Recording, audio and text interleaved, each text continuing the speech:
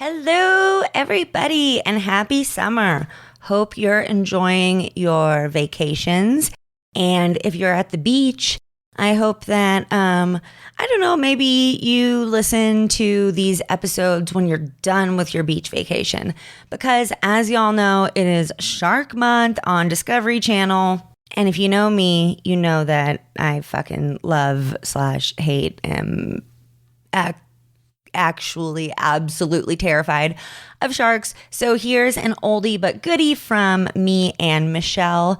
And make sure to tune in every Wednesday for more shark fun during July. I know that today's Thursday, but I'm going to get back more on track with uploading episodes on time now that our convention is passed, which was awesome. Also, it is my birthday week. So if you have not yet left a rating or review, I would appreciate it so much. And if you have left one before, you can always update it and it'll go to the top and say something nice. And that would be my biggest birthday wish. Thanks. Enjoy the episode. You don't know where the coast is. You don't know if anyone knows where you're at. You don't know if anyone's coming to find you. You don't know if you're ever going to get out of the ocean. You are just completely and entirely alone. No. That is so fucked up. It's fucked up. So fucked up. It is just so damn fucked up. That's fucked up. Hey everybody, welcome back to the podcast. This is That's So Fucked Up, a podcast about cults, murder, and other generally fucked up stuff. We're your hosts. We're your hosts? I just got confused in the middle of that sentence for some reason. You only said it probably, 300 times. 150 times plus. Yeah, plus all the other times. But we're your hosts. I'm Ashley Richards. And I'm Michelle Mauger. That is who we are. And we're your hosts. And we were going to do a 2-for-1 today. And then we realized that we both had pretty interesting, intense stories. So today's actually going to be a 2-parter. We are releasing it on the same day, so you can listen to it all today, or you can spread it out how you like. But we've got pretty much my favorite topic. As you guys know, I'm very passionate about this. Shark. Terrifying. Sharks is what we're talking about. So this week we have 2 insane shark stories for you.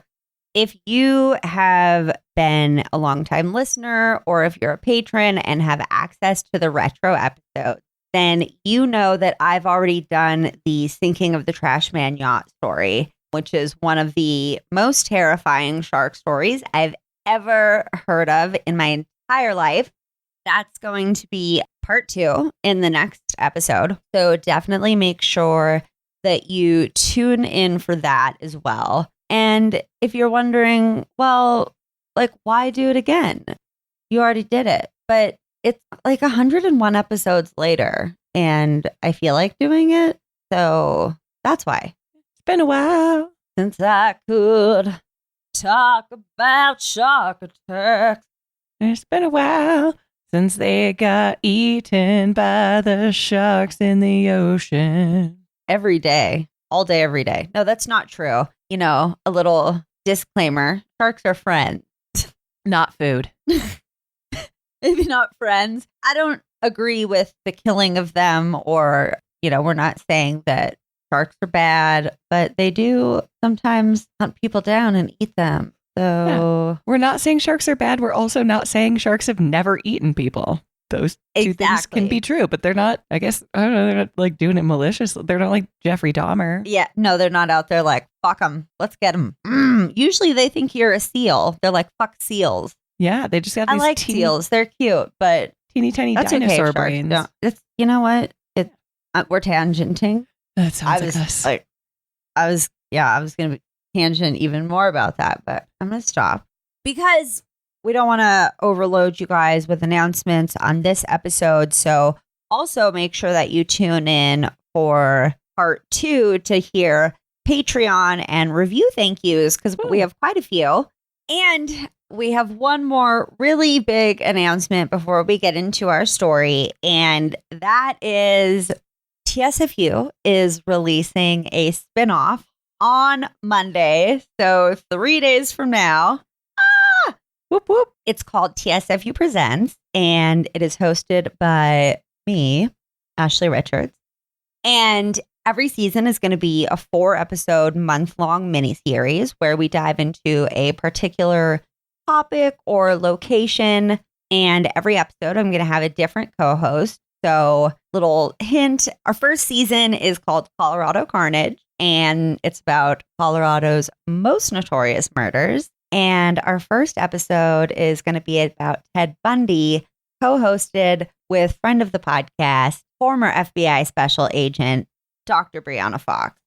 We love Dr. Brianna Fox. Ash, did I ever tell you I went to the courthouse that Ted Bundy escaped from when I went to Aspen and like walked around? And you did. And then I was jealous because I was like, fuck, I went to Aspen and I did not do that. Why? Yeah.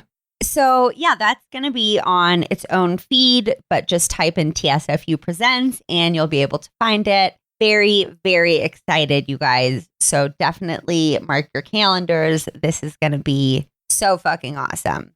Yeah. Yay. Calendars marked. Calendars marked. Ready to subscribe the shit out of that. Oh, I'm so excited to let the cat out of the bag, and we're going to let the good times roll in a very dark way.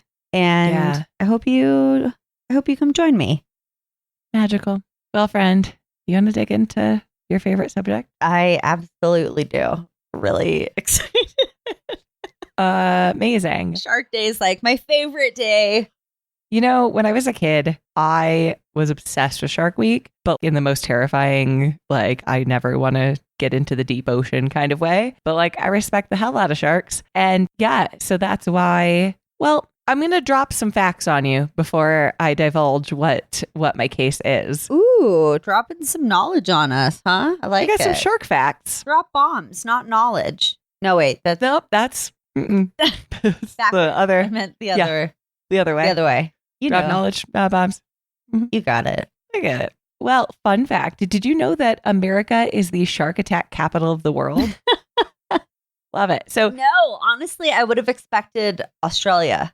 You would expect this, but yeah, apparently Florida is number 1 in America, but also Massachusetts, I was surprised by. So wow. Thank God I made it back from Boston safely. North Carolina and Hawaii. But probably, Ash, the reason why you wouldn't think of us as a shark attack capital is that for some reason, our attacks are rarely fatal. They're not fatal at near the rate of Australia, which is where you look at you. You're like, but Australia.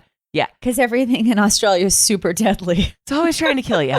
Everything from the smallest of small to the biggest of big. Everything wants you to die in Australia. So is there any reason that they know for why they're more deadly in Australia? So there are some thoughts. So 58% of Australia lives within 30 miles of coast. So as a result, they love their beach time activities, especially surfing.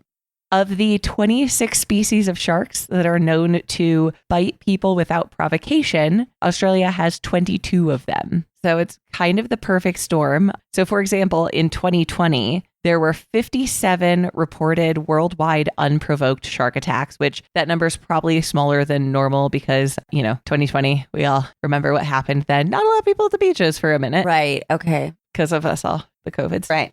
So of those 57 unprovoked shark attacks, 33 happened in the US and 3 of those were fatal. Only 18 happened in Australia, but 6 of those were fatal. So it's like just short of 10% in the US compared to like 33% in Australia. It's so weird. It really is just everything in that country is trying to kill people. Yeah. The spiders, the jellyfish. Hell, I heard even kangaroos will like knock a bitch out if you give them the chance. Fun fact about Australia, I checked our Apple rating there the other day, and we have a 4.3. Oh my God. If there are any Australians out there who like us, if you would go and give us 5 stars on Apple and maybe even a review, that would be amazing because we have a 4.8 in UK. Thanks, guys. What's up? Y'all rock.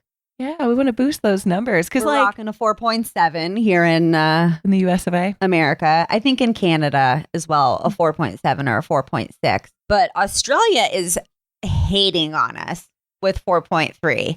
So If you love what we do, there's no better compliment than a nice review and rating. it'd be really nice. I feel like what I know about Australia, our most badass of listeners are in that country because, like, y'all have a lot to contend with out there. And just the fact that you are waking up alive every morning and listening to podcasts is, I feel like you have already won. You've already won the battle. I lived in Australia for about a year. So Where? if any of my Australian friends listen, what's up, guys? In Perth. Perth. My friend Tim is from Perth. Perth. Oh, cool. Yeah. He married a flight attendant and then he moved to Seattle, but he had the most delightful accent. Yeah, What's up, no, Tim it's a from great Perth? accent.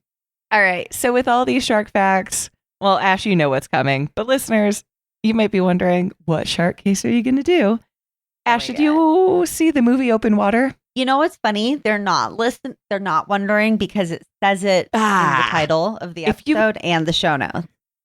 If you But if anybody's just going in blindly, not glowing in blind, if you closed your eyes and clicked play on this episode, you went eeny, meeny, miny, mo, and just then you're rouletted going to your be way super surprised right now. into our dreams. We're doing the true story behind Open Water, Tom and Eileen Lonergan, the disappearance of Tom and Eileen Lonergan. I have like the biggest like grin on my face right now. I'm like- I'm fucking obsessed with shark attack stories. Oh my God. I'm like, I can't tell if you're stressed or happy, but either way, Like you're going to be both throughout the whole Oh my gosh, whole it's case. Yeah, no, I already know. I know the story and I already have anxiety.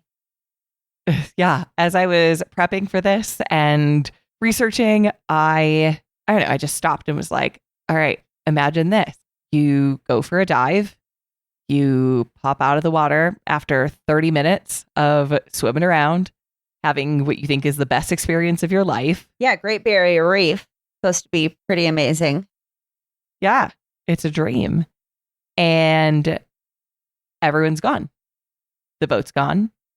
All the other people are gone. You look around, you can't see anything.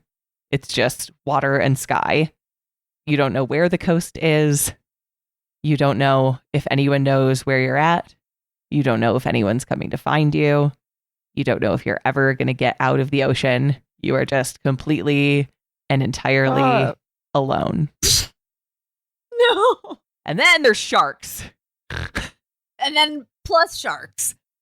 Plus sharks. Yeah, plus a bunch of stuff that wants to eat you. Like, how quickly does your fucking best dream turn into your absolute worst fucking nightmare? Ugh. Yeah. Okay. All right. So I loved this movie in like the most stressy of ways. For anyone who hasn't seen it, basically the plot is this couple goes on vacation. There's a cute little montage of them like going shopping on the boardwalk and trying on hats because for some reason in the early 2000s, every movie had a montage where you had to try on hats and take pictures wearing the different hats.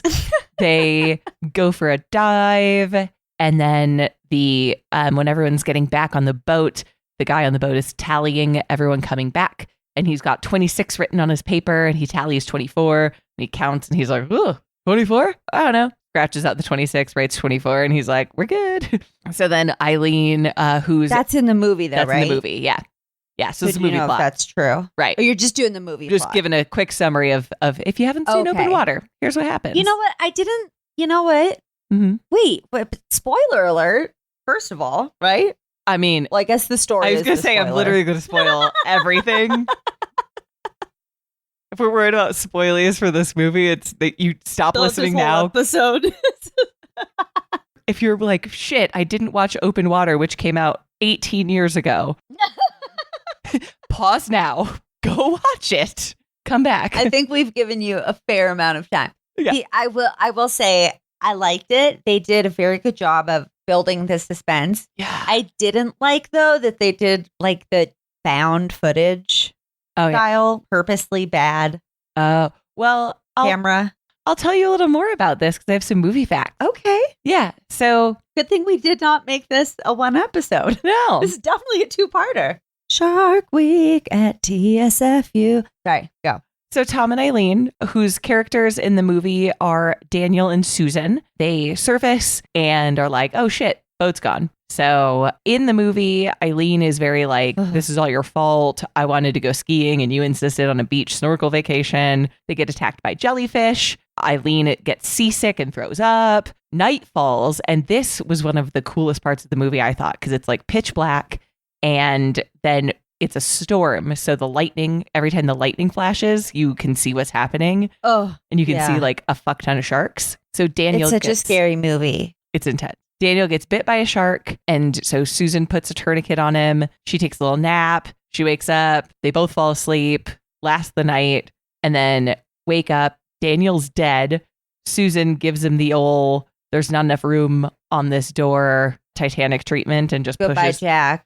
Pushes his body away. How hard did you sob the first time you saw that movie? I don't know. I was 8. So, or 7. But were you not like in love with Leonardo DiCaprio?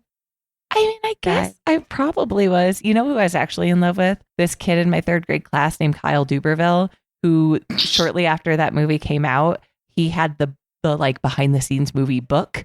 And he brought the book in for show and tell. Oh, shit. He showed and telled the page with the picture of the boobies, and it was very scandalous. So, sup, Cal Duberville, if you're listening. In 3rd grade? In 3rd grade, Showed the booby picture? Showed the booby picture. Also, I was 8, so that means what? 25 years later, I still remember this moment. God, our brains are weird. Yeah. But yeah, so Danielle gets eaten. And she just kind of gives up and is like, well, I'm fucked, which like, I get it because honestly, I probably would have been like, well, I'm fucked as soon as I realized the boat was gone. Oh yeah. I would have like been like, can you drown me now? Like, now? do Yeah. This? Yeah. And so at the end, they realize, oh shit, they're not here. There's like all these tourists posing with this shark. They cut open the shark and they find the camera that belonged to Daniel and Susan. Oh, look, eaten. And that's the plot of Open Water in 60 seconds or less. So a few fun facts about Open Water. The actors in the movie had to spend over 120 hours in the water while filming. Fuck that. Yeah, it's a long ass time. How much did they get paid? Well, the whole movie had a $130,000 budget. So no, thank you. Not that much. That would have been like my minimum. Yeah. For that much time in the water. You cannot pay me enough. Yeah, and I think they were with real sharks for those scenes too. So the reason why it looks so shitty is because it was so low budget. They showed it at Sundance and then Lionsgate bought it for $2.5 million. So pretty good profit margin. Yeah. Yeah. But okay, so it looked low budget because it was low budget. Yeah. That wasn't just an artistic choice. It was real. I thought it was an artistic choice. I was like, I don't know why they went that way. I don't know why they did it that way. Well, that's fine. And they could only film on weekends and holidays. So it took them 2.5 years to film the movie. Wow. Yeah. Weekends and holidays. Weekends and holidays. You can make a whole movie in 2.5 years, only filming on weekends and holidays, apparently. So yeah, there's some fun facts about sharks and the film Open Water. Okay, I think now is a good time to take a quick commercial break, but don't touch that dial because we're about to present a sneak peek of the upcoming show, TSFU Presents, which is going to be premiering on Monday. So make sure to stay tuned. We'll be right back. That's so fucked up presents. That's so fucked up presents. That's so fucked up presents.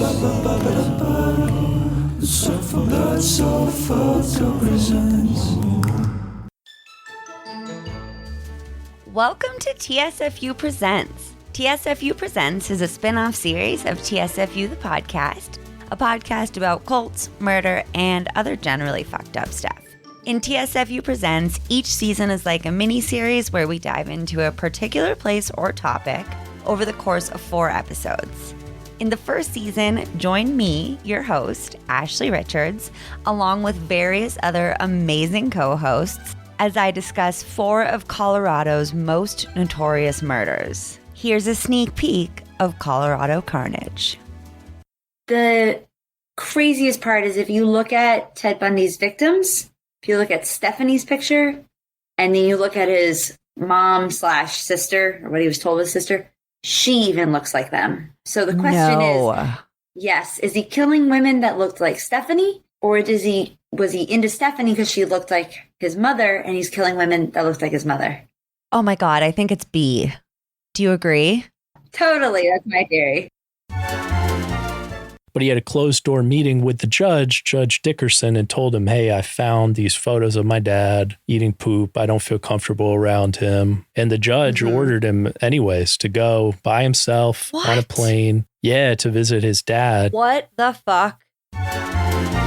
So on one occasion, a neighbor heard the bell continuously ringing. So he went over to the house to check on Helen. And when he got there, the house was quiet. And Helen was hard of hearing, so she hadn't heard anything. And she also said that she hadn't been ringing the bell at all. So the house quickly gained a reputation for being haunted, and people started referring to Philip's murder as a, quote, ghost slaying.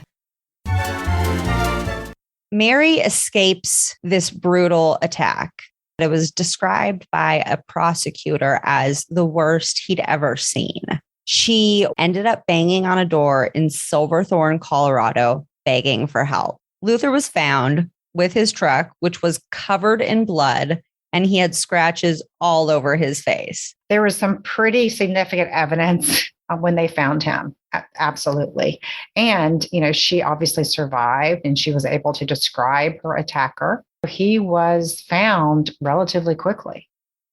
Head over to wherever you listen to podcasts and hit subscribe because this bad boy is coming to you on Monday, September 5th. That's so fucked up, that's so fucked up. So fucked up, that's so fucked up. That's So Fucked Up presents Colorado Carnage.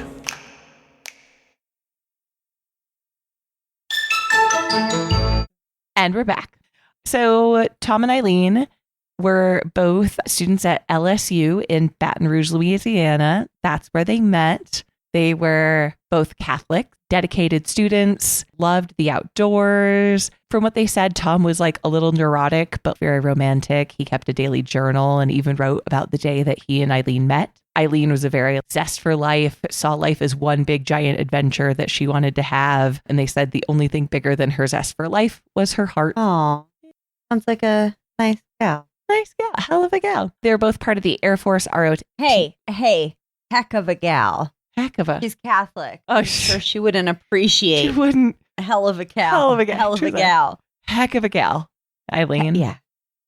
And they're both in the Air Force ROTC program. After college, they moved to Texas, where Tom worked for the Air Force as a chemical engineer. Eileen was a teacher. And they I don't know, by all accounts and some of their journal entries and stuff, they were like the most crazy in love couple I have ever heard. They just talked about being like more than in love, being like intertwined. Twin flames. Almost. Probably twin flames. Loved the hell out of each other. So that's sweet, though. That's sweet. Yeah, it's nice. They eloped in 1988. You know why? Were their parents disapproving of their relationship? I don't think so. I think they just wanted maybe like a money thing, a private ceremony. Yeah, young and in love. Weddings are fucking expensive. A couple of crazy kids. You crazy kids, you. Yeah. They live in Texas for a while. And then in 1995, they decide that it's time to fulfill Eileen's lifelong dream of serving in the Peace Corps. These people, man, they are hardcore. They're out there getting it. They're out there getting it. So they got sent to Fiji and the island of Tuvalu, which sounds nice and exotic until you hear that they had no running water, no electricity. They did their best to just embrace it. That's usually the fucking case, the Peace Corps, though. Like you're going and living in super not glamorous conditions, rural places. Yeah. In the conditions that the rest of the residents that you're there to help are. Yeah. So Fiji does sound really nice, though. I love their water. Doesn't sound like they were kicking it in those huts over the water. No.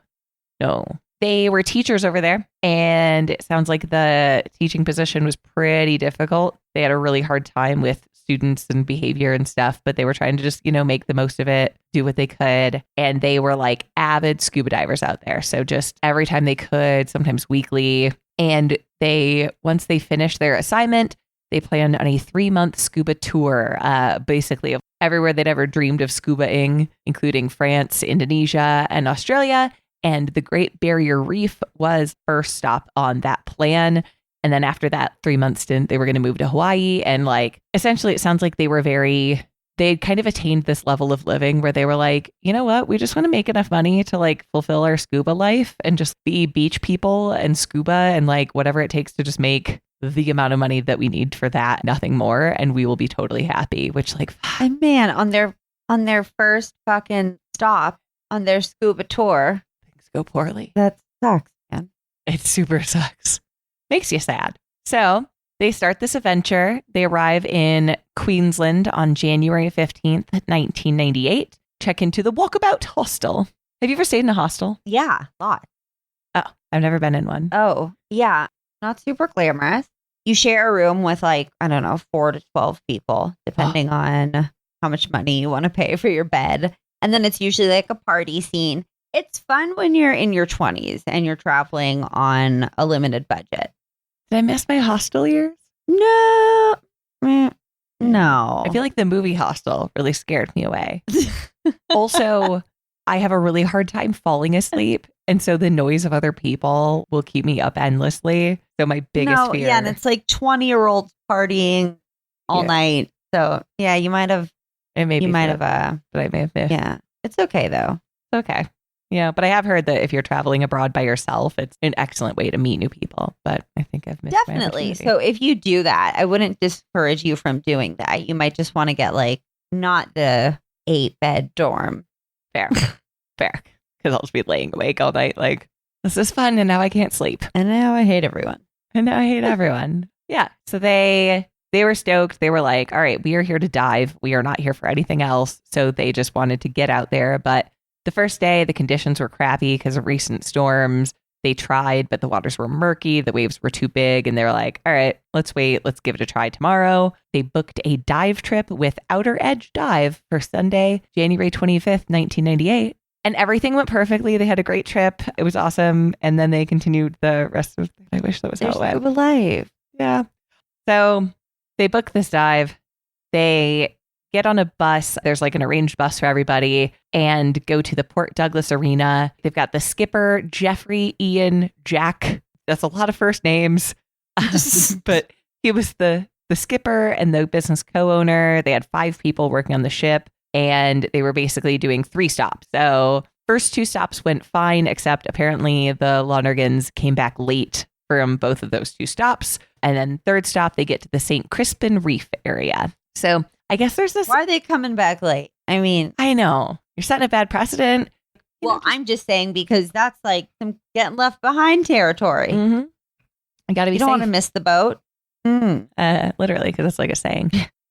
So apparently there's like this cute little thing where like when you go on dives, you leave your shoes in like the shoe basket on board. And I don't know, it's supposed to be like good luck or something. And it's like a diver code. No one fucks with anyone else's shoes, which like also, I mean, how are you gonna, you're all just on a boat together. We could like sneak someone's shoes in your bag. I don't know. But they were like talking about it. You know, just shenanigans. Just shenanigans. Just cute little diver Scuba shenanigans. Yeah. So they get on board with gear bags, put their shoes in the basket. And once they're on there, So their shoes are in the basket. Their shoes are in the they basket. should be. accounted They for. should be good.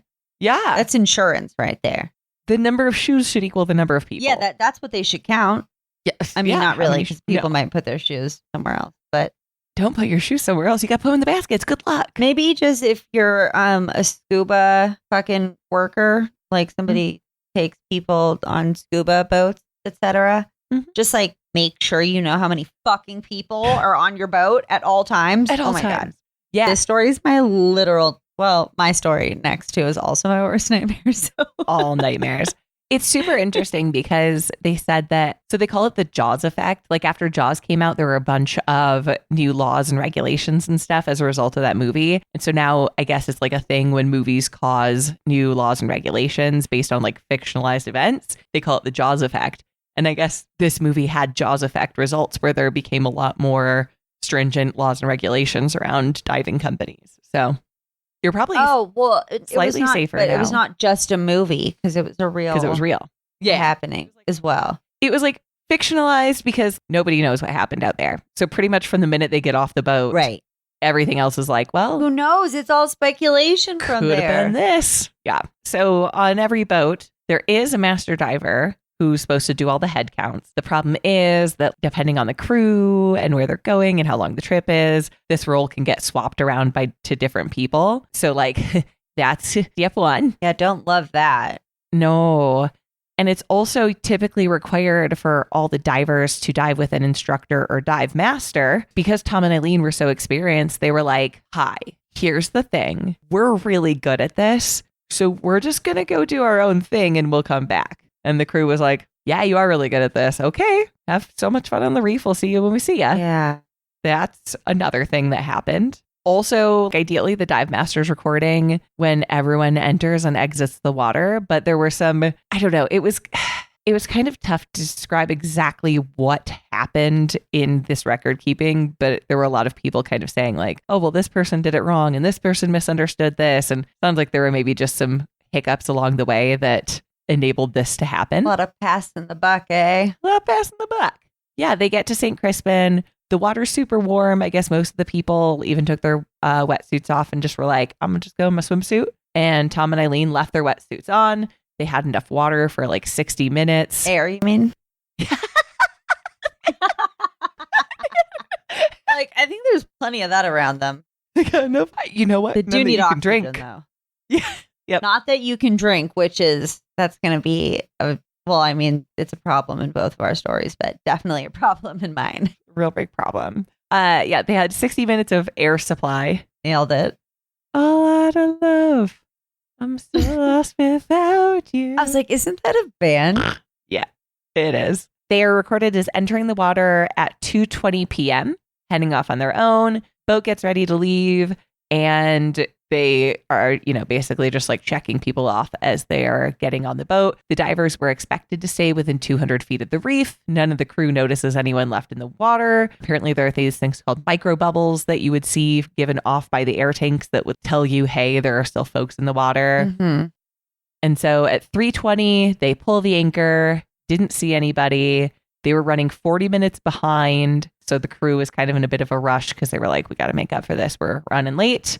They claim to have done the head count. This is where it gets a little bit confusing. So stay with me. So Harold, who does the head count, says he counted 24 people. It took off with 26. Says he counted 24. And the skipper told him, I believe the line the skipper said was like, did you count the two people that jumped into the water last? And Harold was like, oh, 2 more people? Great, that makes 26. What it sounded like and what I kind of gathered from it was that the skipper was trying to say like, hey, 26, does that include the last 2 that also went off?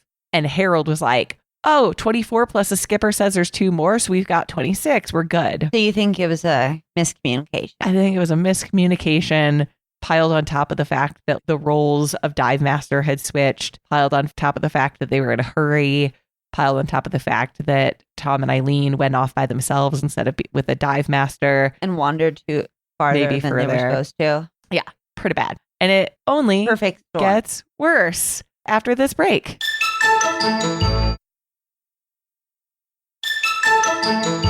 So all the passengers leave the boat. They get back. It's a 90-minute trip back. Everyone gets off the boat. And the crew's like, oh, look, there's some extra bags and shoes. I guess it's not unusual for people to like accidentally leave their bags, which totally tracks. I leave stuff literally everywhere. Yeah.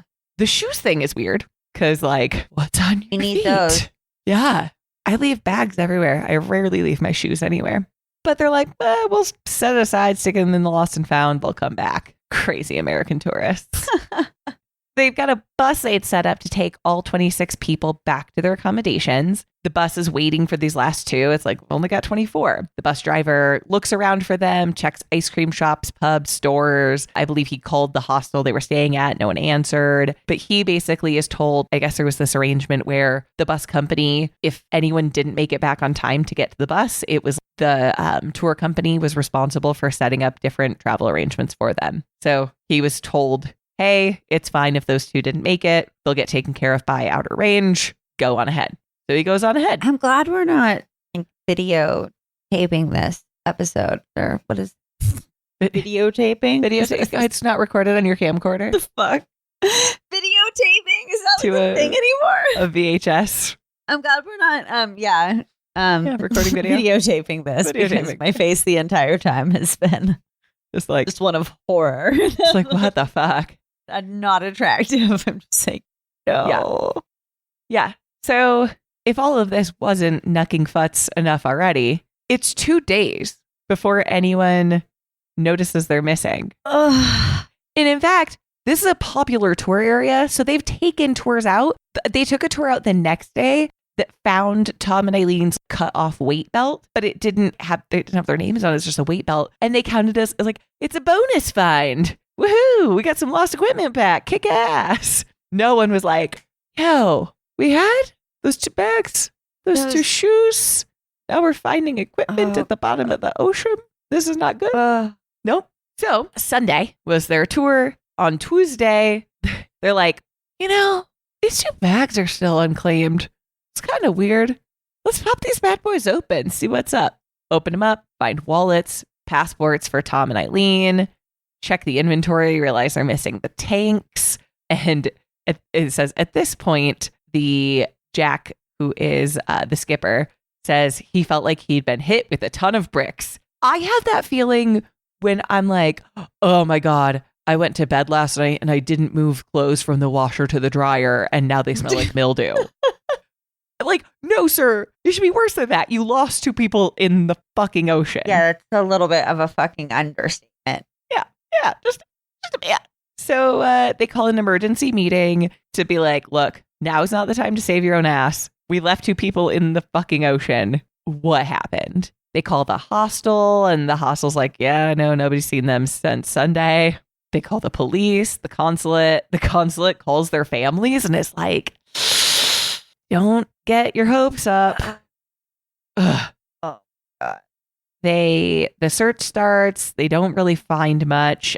Over time, pieces of their gear did eventually wash up. Eileen's wetsuit, some equipment, which interestingly enough, they found equipment washing up that was like in good condition. Like it looked like it had been cut off, not attacked off. Right. So there's like some fucking ridiculous theories that they baked to their death. Yeah. The saddest thing that washed up was a diving slate, which I guess this is like you can use it to write messages underwater. On one side was just like basic information that they could positively attribute to Tom using his handwriting. The other side, they hasn't been like definitively attributed to him, but it's like obviously them. Who else would it be? Yeah. And it says Monday, Jan 26, 1998, 8 a.m. To anyone who can help us, we have been abandoned on Agincourt Reef. 25 Jan 1998, 3 p.m. Please help us. Come to rescue us before we die. Help with 3 exclamation points. Yeah, so I'm familiar because I'm obsessed with this story. And I always just thought, who knows what's going through your mind in a situation like that. But I always just thought that was such a weird thing to do because I guess maybe they thought a diver would find it. Maybe if they left it in a spot, they thought that another diver would come by and find it. Yeah. Or maybe they thought it would get washed up, message in a bottle style. Yeah. Yeah. It's like, oh, it can't be confirmed, but obviously it's there. Yeah. Yeah. Who else would have written that? On that exact date. On that exact date. Yep. So there was an investigation started with all of this, obviously, because you can't just leave 2 people out in the ocean. No. That's not super chill. No, not really chill. They discovered that some of the logbooks had been altered. Jack named, who was a skipper and one of the co-owners, was charged with manslaughter, but found not guilty by a jury. It was basically like, hey, there were too many events contributed to this to just be pinned on you. But Outer Edge Dive was heavily fined and ended up going out of business as a result, which good. You shouldn't be in business if people are dying while your company is taking them out. You literally have one job. Get people to the ocean safely, dive and back. Make that whole thing with everyone. Yeah. Just one big trip with everyone intact. Yep. Just counting. Counting is the main skill you need there. Yeah. And neither of us are very good at math, but I think we could both count 26 I could count people. the hell out of divers. And I would because I'd be like, you know what? I really don't want to leave any humans out here in the middle of the ocean. No. That'd probably be like one of my main priorities. I would do like the number off style where everyone gets assigned a number so that then not only was it me counting, but then everyone else also heard the counting so that everyone could confirm everyone was there. Mhm. I don't want any risks. Make it like accountability buddies. Let's have as many as possible. Yeah. Is your accountability buddy here? Yeah. So I've got some theories to share when we come back from this little break.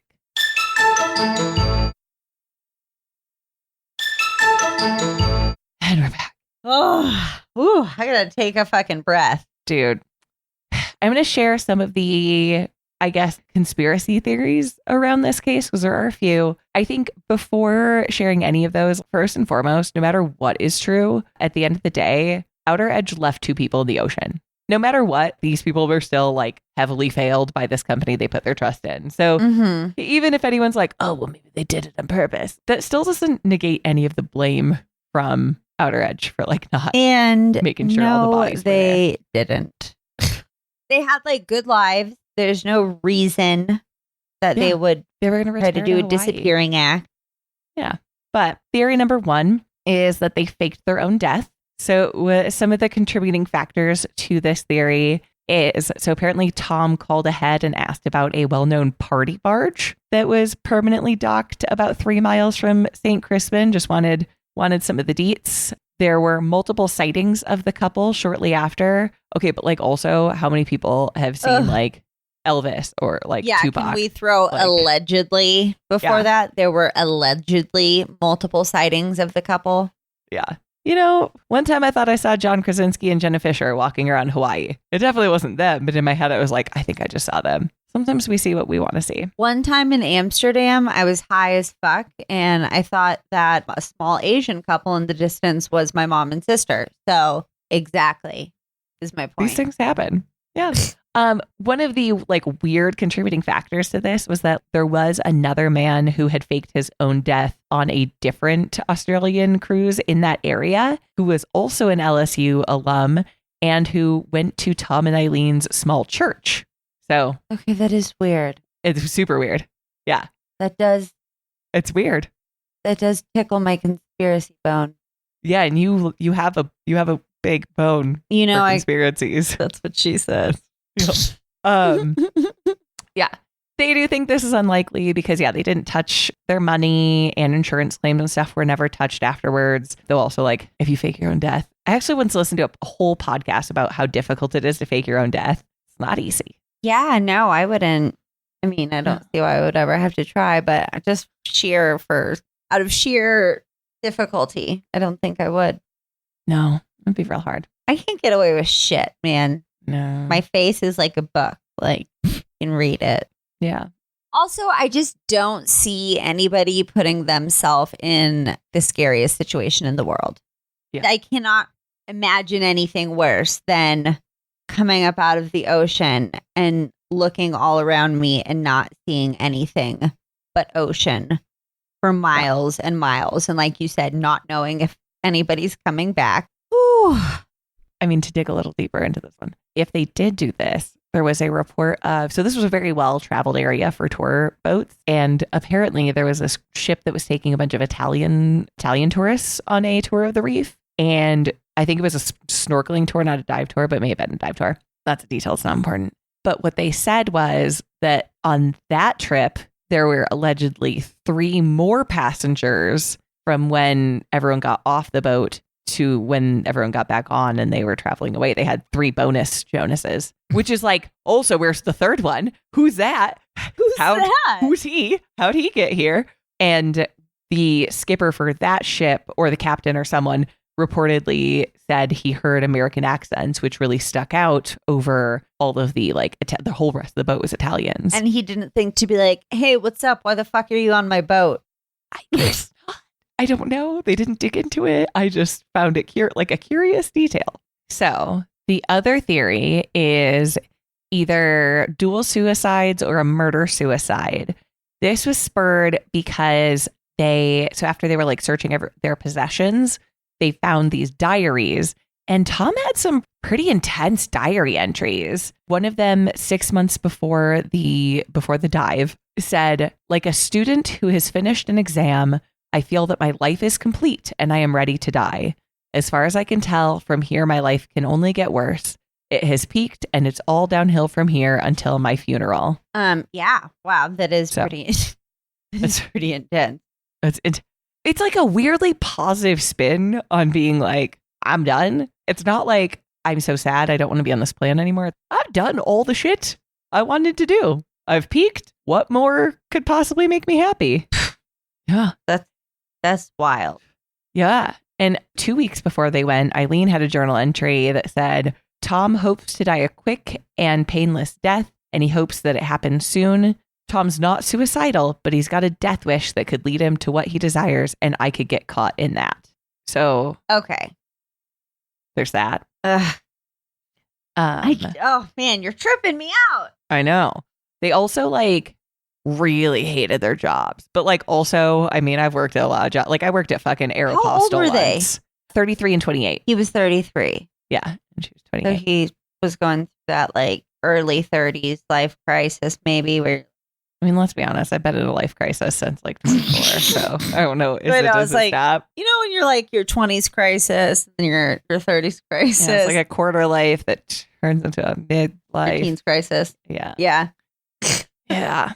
And so the family was like, that's not what these diary entries mean. He wasn't suicidal by any means. But, you know, obviously that's definitely an odd and kind of dark tone for like two people who are, you know, arguably now living their dreams.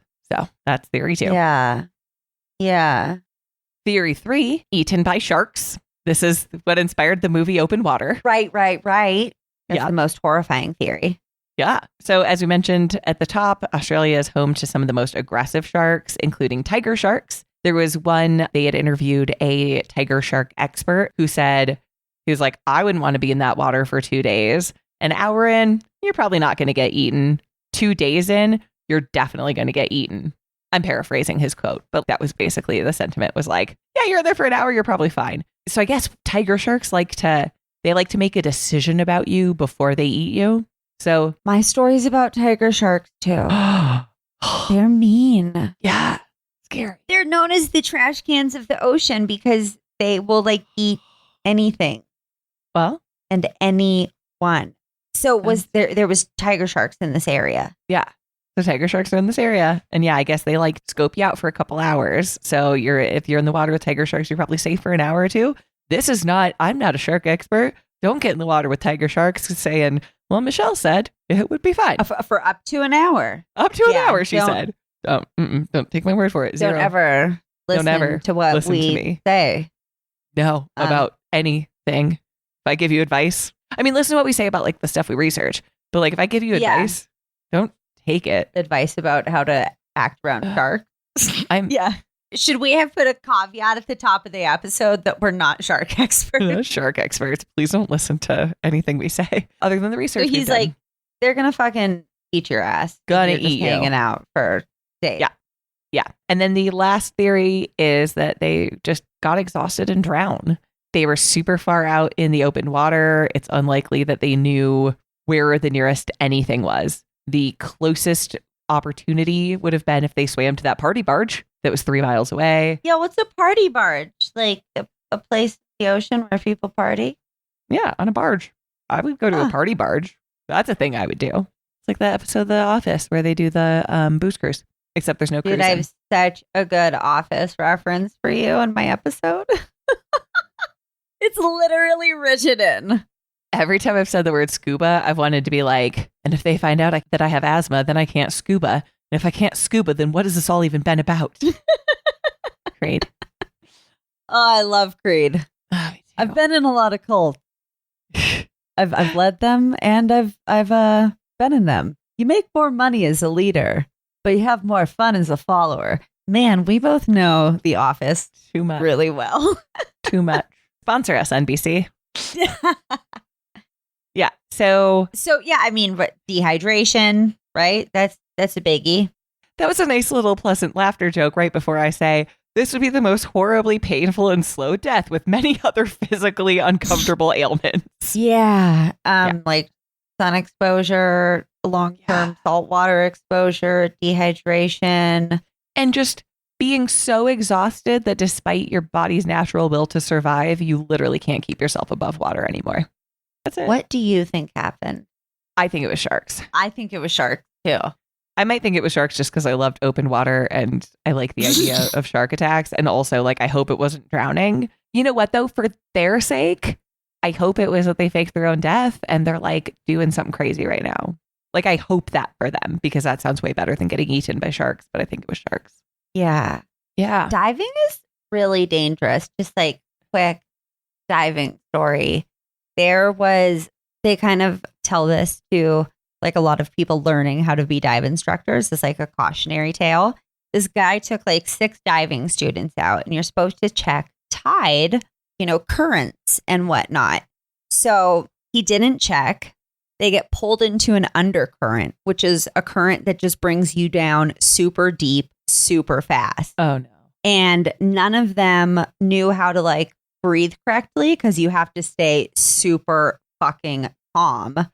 And none of them could do that. So they all freaked out. I think they got taken like 300 feet down. And when they all popped back up, everybody except the instructor was dead. Oh, my God. Don't go diving, you guys. Unless you're like real good at it and you know what you're doing. Don't. You could still get left in the middle of the fucking ocean, Yeah. Michelle. Everything. You know what? Just like be super It's a responsible. really big roll of the dice. I'm more of a Always. fan of like snorkeling. That's sweet that you say snorkeling because guess what? This is not an isolated incident. This shit keeps happening. And it probably happened before them. I just don't have any of those examples quickly offhand. But actually that same year in 1993, 16-year-old Victoria Brown went on a snorkeling adventure near Queensland and got left near Green Island and drowned. She was 16. She was by herself? I guess. She got left? She got left and drowned. So in January of 2000, there was an 80-year-old American tourist who was snorkeling and she was 80. And the head count came up short. Search and rescue looked over 625 nautical miles for her, but called the search off after 3 days because there was no sign of her. In 2003, 26-year-old Tina Watson died on her honeymoon diving in the reef. However, this one I kind of want to look more into because her husband was charged with her murder. And honestly, I am fascinated by people who get murdered on their honeymoons because that is one of my biggest fears. That's a weird thing to be one of your biggest fears. You know what else is like one of your biggest fears, though? A lot of things. Walking into a public restroom while somebody else is using it. Yeah, that's horrible. Of course. Literally all I of things. remember that was just one day you told me, you're like, that's one of my biggest fears. One of my biggest fears. They're all bad. I have a lot of biggest fears. In September 2005, there was a group of British tourists who were diving. They were caught by the current and separated. Planes and boats searched for them. They were discovered 6 hours later. So that's a gold star, but still scary. That's a scary ass 6 hours. Oh my God. Yeah. Yeah. In 2008, there was a couple that was separated from their dive group by winds and waves. It was immediately noticed that they were gone. They searched for 3 hours, but had no luck and the sun was going down. So I guess the couple tied themselves together using their like dive belts or something. And they were found the next morning and rescued. Oh, I thought you were going to say like some Romeo Juliet shit where they just like no. tied their belts together and let it pull them to the bottom. Thank God they were rescued. And also, again, spending a whole ass night in the ocean. No, thank you. The PTSD. I can't imagine. I wouldn't be able to look at water again. No, thank you. Mm-mm. And finally, in June of 2011, an American tourist was on a snorkeling tour. The group left without him, but thankfully he was able to swim to another boat for help. So like, thank God. That's a lot of stories of people getting left In the middle of the ocean. The middle of it. The middle. Yeah. So thank you, True Crime, for ruining snorkeling for me, too. That was something I used to like doing. I've been on tours and like, nope, never again. Look, we have a long-term listener named Ophelia. What up, girl? She actually is the one who got me obsessed with Jared Leto. She's a patron, too. She's also Canadian. I love everything about her already. I don't know why I'm giving so many facts. Anyways, she messaged me recently and she was like, despite you giving me an absolute fear of sharks, I'm moving onto a boat. And I was like, that's cool. But now that we're talking about it again, I'm just like, man, you know what? Be careful. Please be careful. Be careful out there, you guys, on the ocean. But if you sail your boat to Australia, leave us a good review. Or if you're just in Australia. Or Right everyone now. there too. But Yeah. yeah, that's my story. Careful of the water. I'm just like, I'm just speechless because I hate it all so much. Mhm.